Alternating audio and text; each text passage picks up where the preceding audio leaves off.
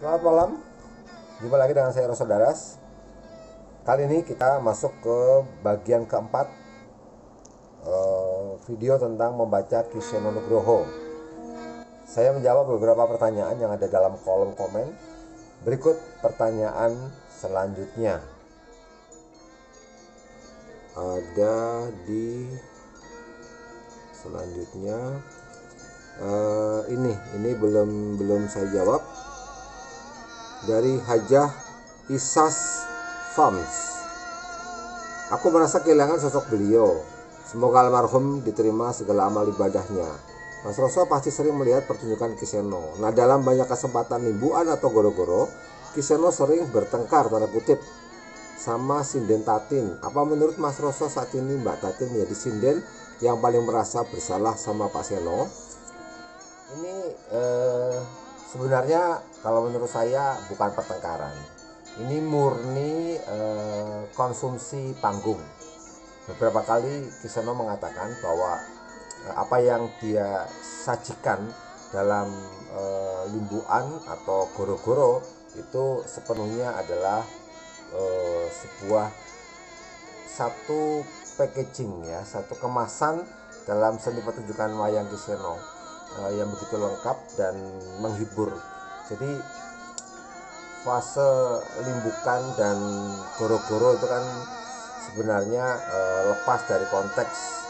Biasanya itu jeda untuk Kidalang menghibur para penonton dengan tembang-tembang, dengan guyon, dan ada kalanya bahkan disertai juga dengan bintang tamu. Nah, spesial dengan Tatin ini, saya bisa mengatakan bahwa yang terjadi di atas panggung betul-betul sebuah kreasi, sesuatu yang di-create. Jadi ini bisa kita amati kalau kita sama-sama sering menyaksikan tayangan Kiseno Nugroho. Pada satu periode Tatin itu kemudian menjadi sosok sinden yang cantik tapi bodek, kata Lisa. Bodek itu budek, maksudnya itu budek, sudorungon, jadi kurang pendengarannya. Ini rekayasa. Kita sama-sama tahu Mbak Tatin tidak budek. Mbak Tatin baik pendengarannya. Tidak mungkin lah, kita pakai logika saja ya.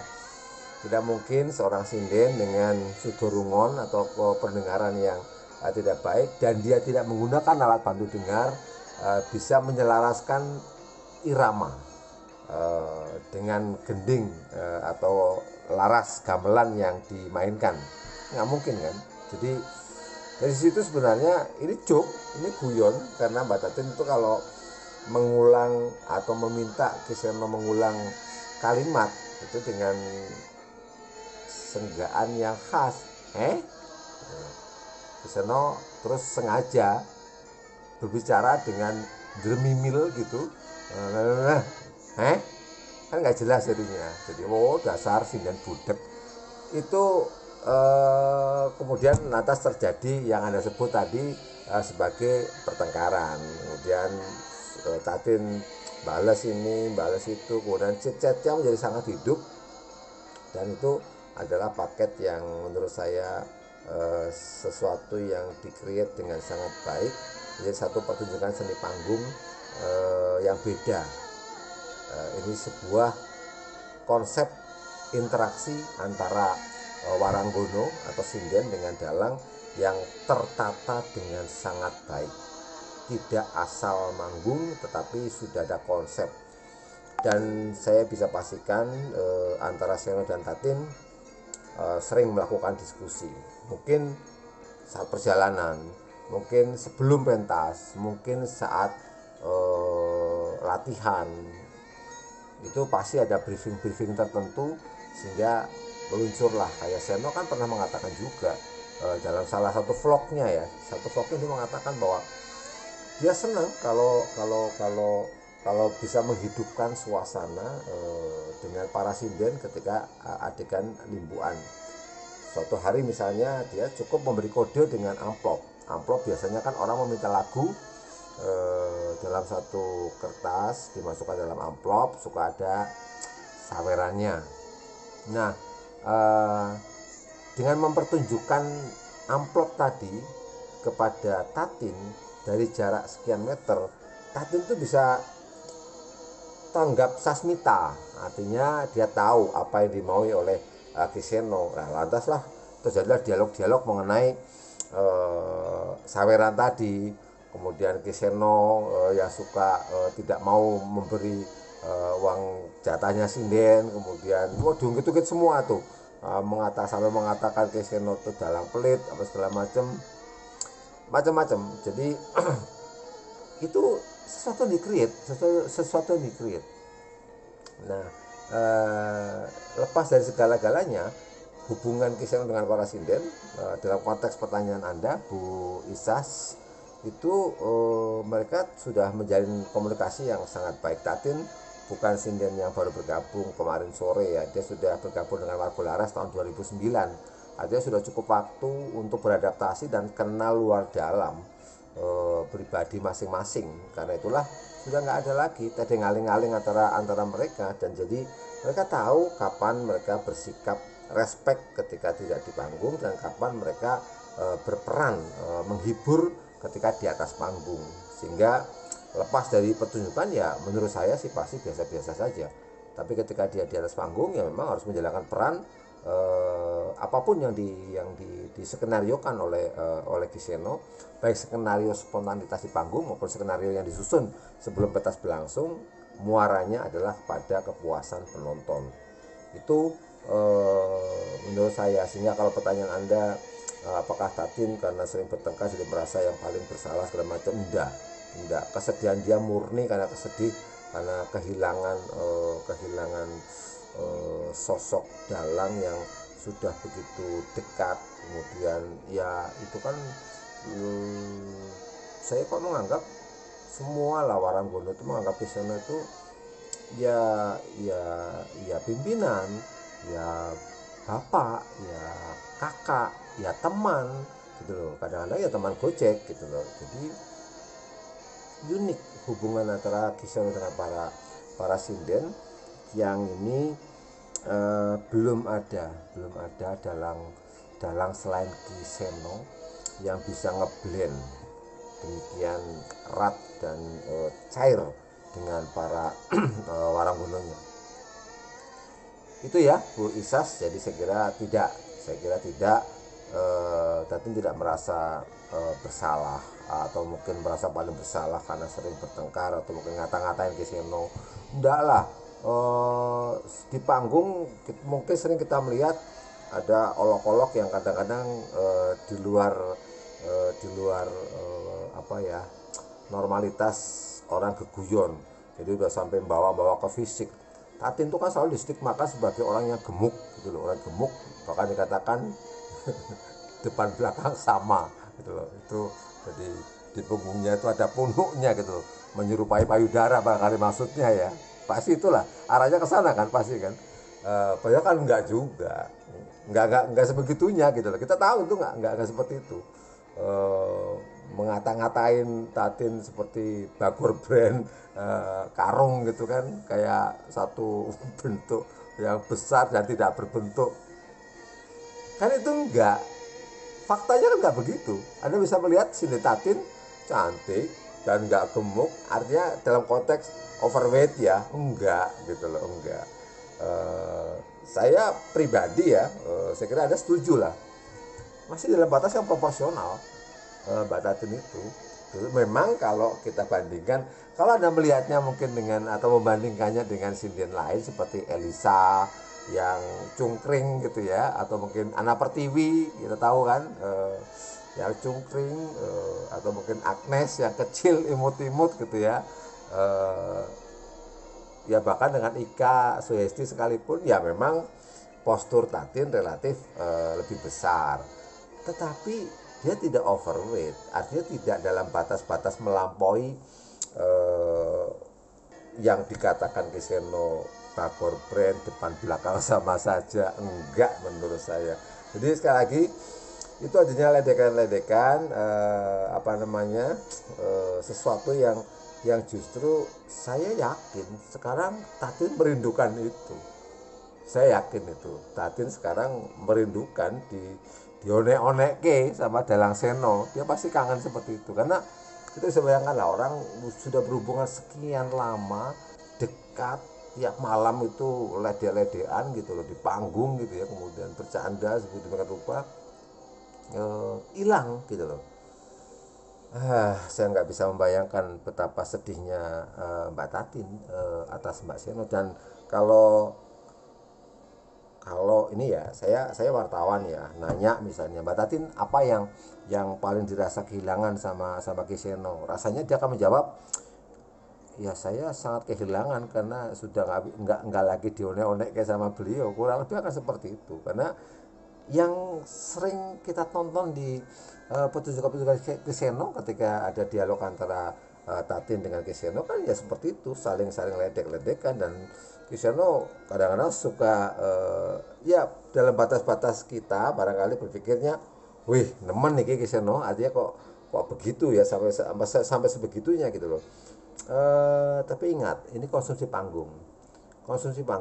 Kalau eh, ada beberapa yang memang kita lihat bahwa itu dilakukan oleh Kiseno. Dia melihat frekuensi, dia melihat audiens. Jadi nggak semua ledekan atau cemooh Kiseno terhadap sinden, khususnya kepada Tatin, itu dilemparkan dalam setiap pertunjukan. Tidak, dia tahu tempatnya dan tahu menempatkan di mana, batasan apa gitu ya. Walaupun kita juga tidak pernah apa namanya melihat adanya satu perbedaan yang ada gap yang cukup jauh. Jadi kalau Kiseno mendowngrade kadar candaannya dari yang sangat kasar, agak kasar, tidak kasar, itu dia halus sekali memainkannya, halus sekali. Dan ini salah satu kepiawaian Kiseno Nugroho. Ini sebenarnya saya menjawab pertanyaan dari Hajah Pisas, tapi memang di sini rasanya nggak komplit ya kalau kita nggak sedikit menyinggung beberapa sinden lain yang ada di Warga Laras. Jadi saya nggak berusaha mereview penampilan, saya nggak berusaha apalagi mengkritik, enggak. Tapi ini lebih kepada selain Tatin juga masih ada sinden-sinden yang memiliki karakter di Warga Laras. Dan unsur sinden menjadi sangat penting di Warga Laras di setiap pertunjukan Kiseno. Karena Anda pasti setuju dengan saya, Kiseno bahkan tanpa bintang tamu pelawak pun sudah sangat gergeran dalam setiap limbuan ataupun goro-goro gitu. Jadi malah ada menurut saya beberapa kali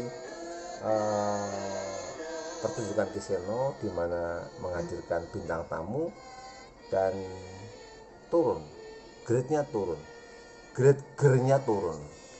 Saya catat kalau dia dengan si Hono dengan Mbah Waluyo masih bisa terjaga.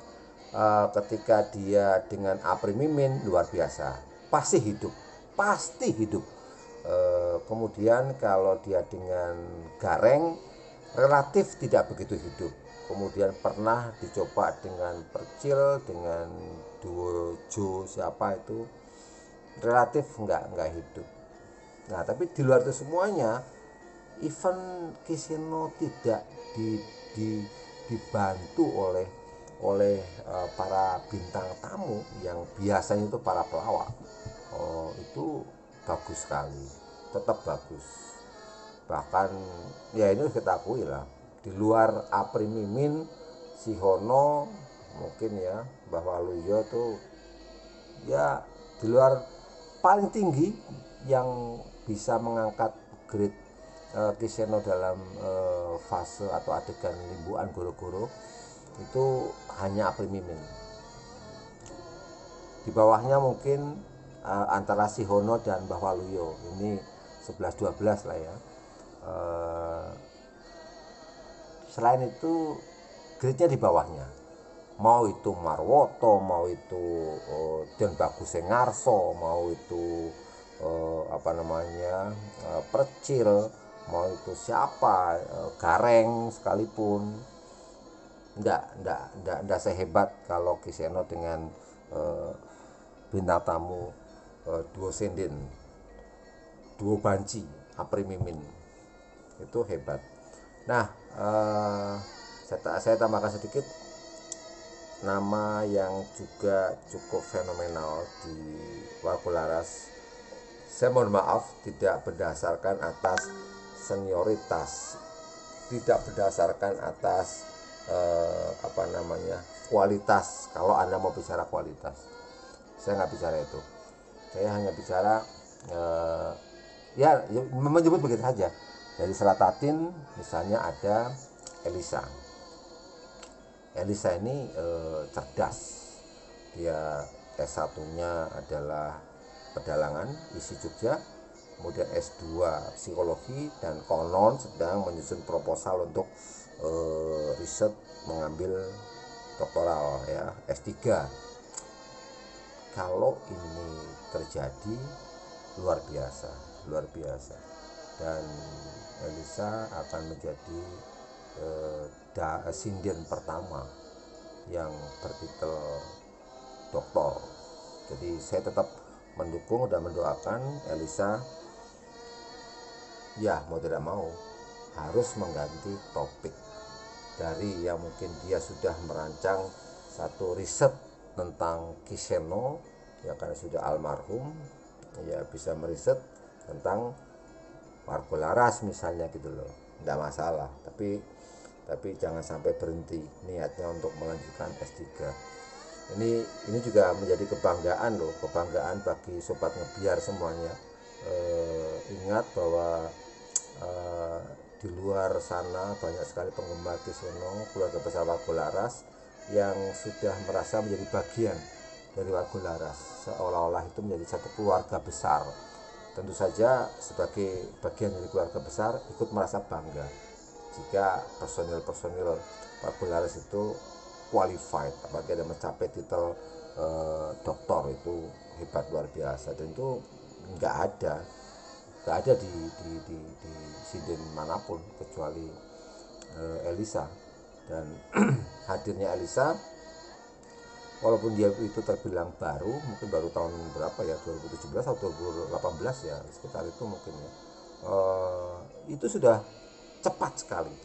Dia bisa cepat sekali mengangkat dirinya dan memberi kontribusi terhadap Warkularas dan Kiseno Nugroho.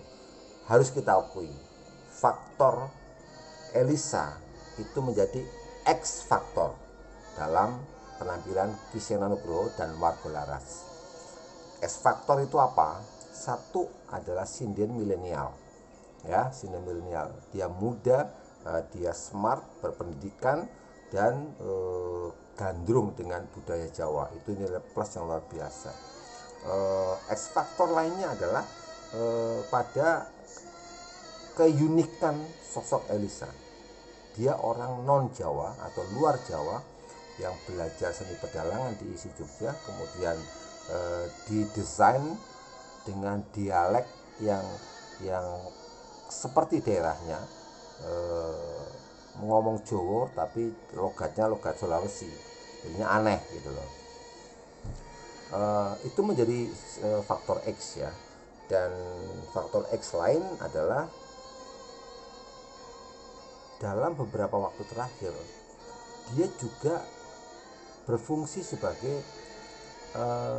ambasador walaupun tidak resmi dari Warkularas. Terbukti Elisa beberapa kali mendapatkan job untuk Kiseno. Itu kan luar biasa. Apalagi dia sekarang menjadi bintang iklan. Tak puyar kowe. Saya kira itu juga berkat Kiseno dan Wargolaras, tapi mereka adalah simbiosis mutualisme yang sangat baik.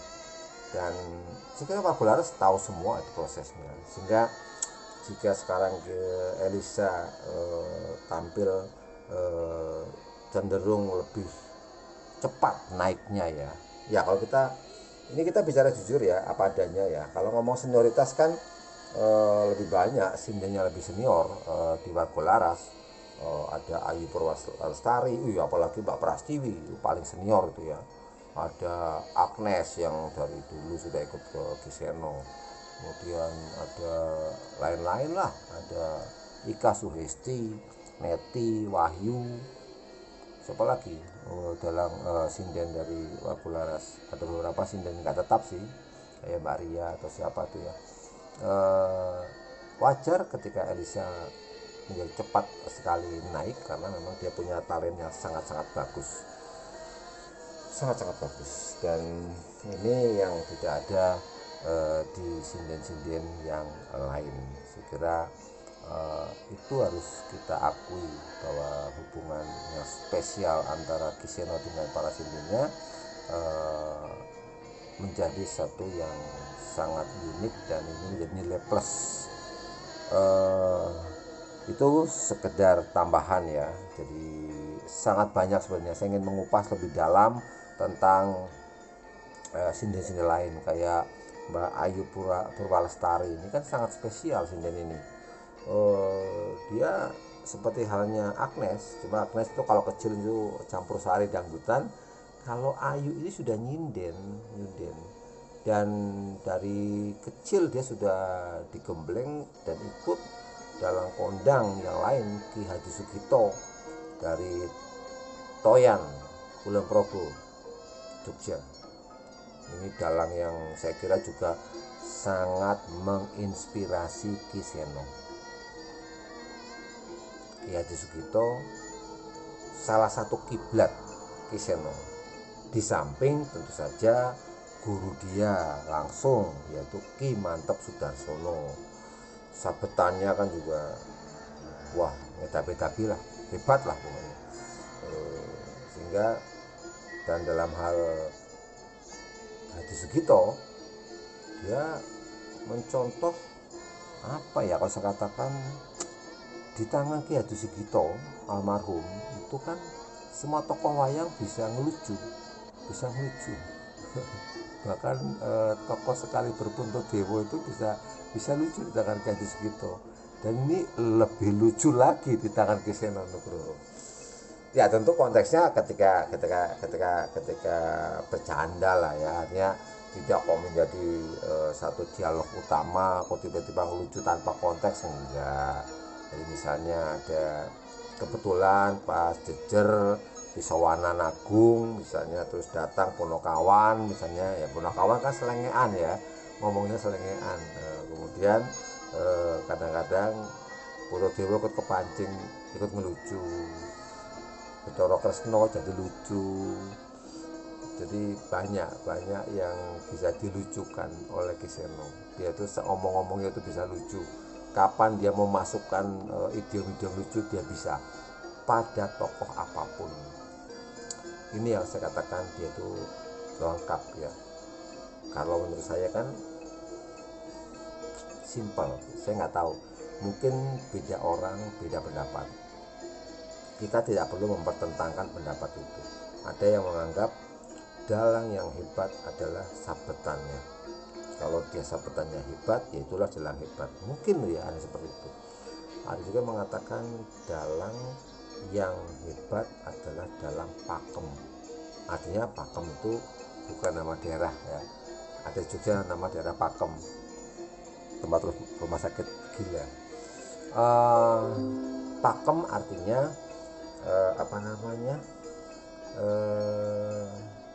taat pada aturan seni atau tradisi pedalangan, atau taat pada pakem-pakem pakaliran lah ya, gitu. Ada mungkin. Buat saya dalang yang hebat itu ketika dia bisa masuk menjelma menjadi tokoh yang diperankan. Itu menurut saya dalang yang hebat gitu loh. Jadi Sabetan menjadi nomor 2 kalau menurut saya. Nah, Kiseno Anda bisa perhatikan betul, itu luar biasa. Jadi ada salah satu lakonnya saya nggak pernah bisa lupa, Gareng, Petro, Bagong. Ini kan karakternya beda-beda. Petro itu biasanya mendekati suara aslinya Kiseno, mendekati. Gareng lebih cempreng.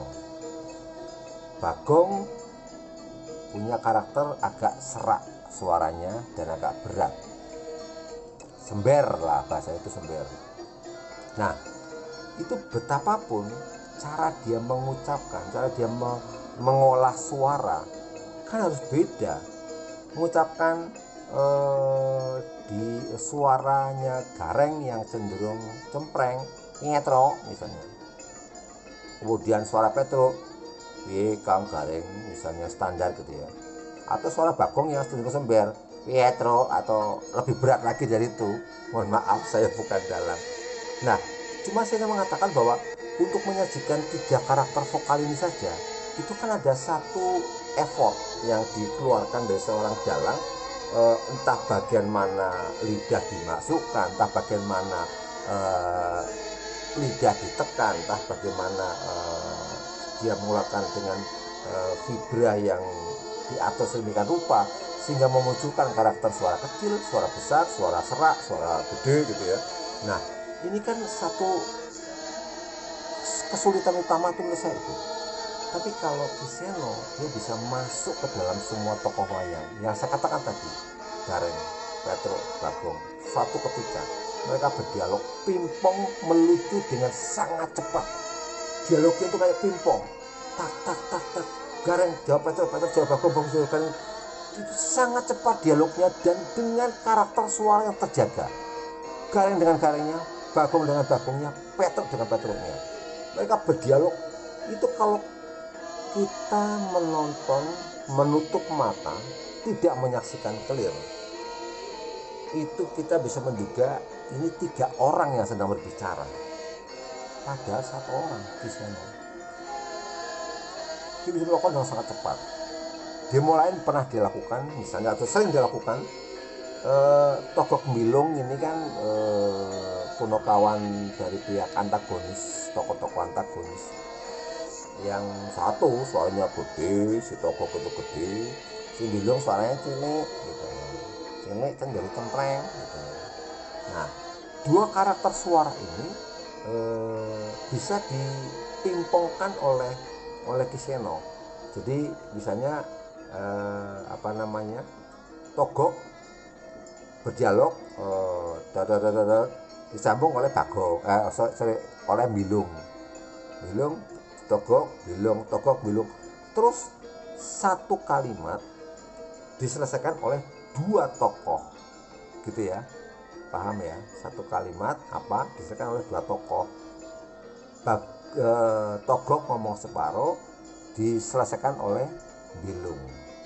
Kan harus ada switching yang sangat cepat, dan itu nggak ada meleset-melesetnya.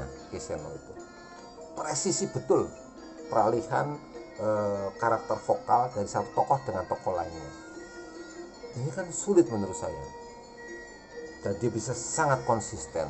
Anda nggak perlu deh lihat gambarnya itu, Anda mendengarkan saja itu kita sudah tahu. Oh, yang sedang berdialog itu Garuk Kaca dan Setiaki. Loh, tapi sama-sama suaranya berat loh ya. Karakter suaranya Garuk Kaca dengan Setiaki misalnya, kalau sama-sama berat, mirip-mirip, tapi beda. Garuk Kaca, Antareja, 2 orang itu juga punya karakter suara yang mirip, tapi Anda tutup mata bisa tahu ini yang mana Antareja, ini mana Garuk Kaca. Walaupun itu tipis, ini menurut saya tingkat kesulitannya luar biasa. Dan kalau harus saya sebut hal utama apa yang dimiliki oleh Kiseno sehingga dia bisa menjadi jalan yang begitu hebat, nomor 1 itu kemampuan dia memasukkan karakter vokal, karakter suara pada tokoh-tokoh wayang yang dimainkan. Itu gak ada yang bisa menandingi itu. Sebelum Kiseno, yang mendekati itu adalah Entu Susmono, juga sudah almarhum. Nah, kalau ini bisa Anda bandingkan